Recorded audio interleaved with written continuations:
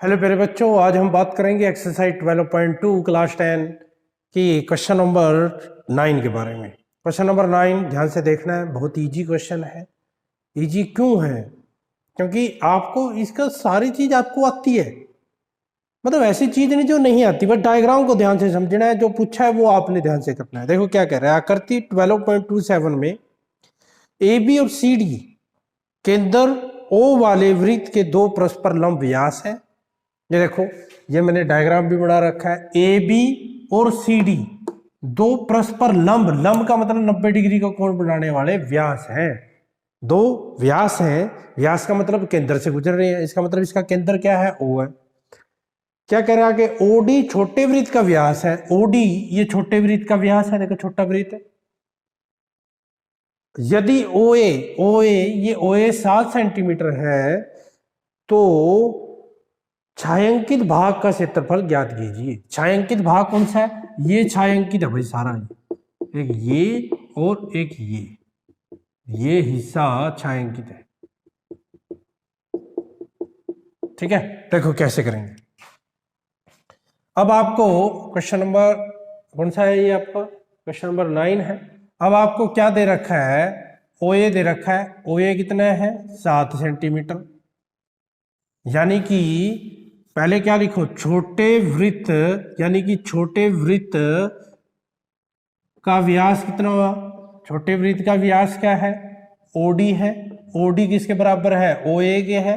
ओए किसके इक्वल है? 7 सेंटीमीटर के।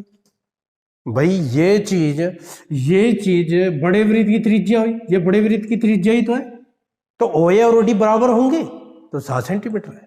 तो छोटे वृत्त की त्रिज्या, छोटे वृत्त की त्रिज्या जिसको हम आर से डिनोट करते हैं, कैपिटल स्मॉल आर से, क्या आएगी? 7/2 सेंटीमीटर आ जाएगी।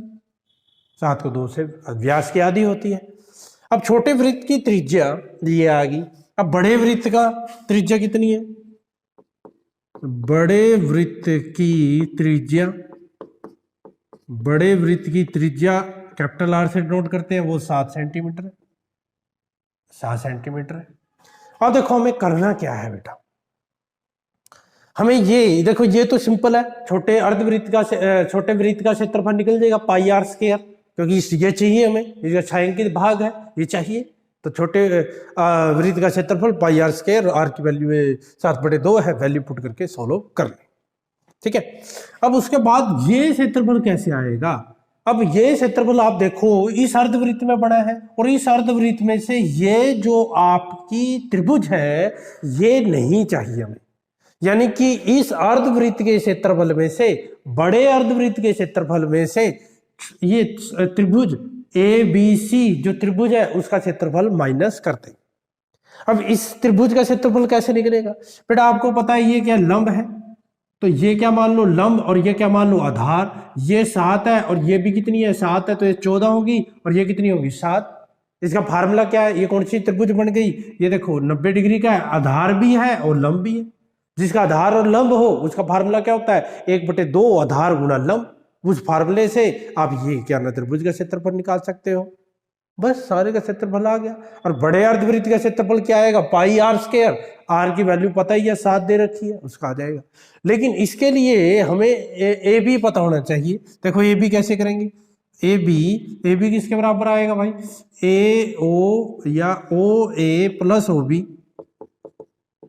ओ ए भी 7 है, ये इसका डबल आएगा ना, 14 सेंटीमीटर हो जाएगा।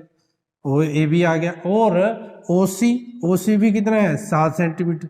भाई ये दो, क्योंकि ये केंद्र है और ये ओ ए 7 दे रखा है, तो ये भी 7 होगा।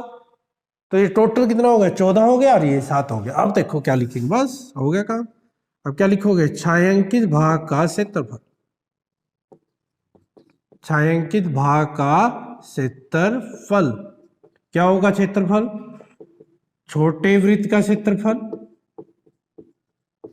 छोटे वृत्त का क्षेत्रफल प्लस बड़े अर्धवृत्त का क्षेत्रफल, बड़े अर्धवृत्त का क्षेत्रफल।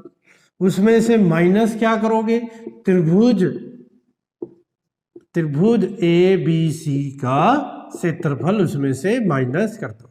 ये छोटे अर्धवृत्त का तो इधर आ गया, इसमें क्या करेंगे, बड़े अर्धवृत्त का क्षेत्रफल निकाल के छोटे उसमें से त्रिभुज एबीसी का क्षेत्रफल माइनस कर देंगे।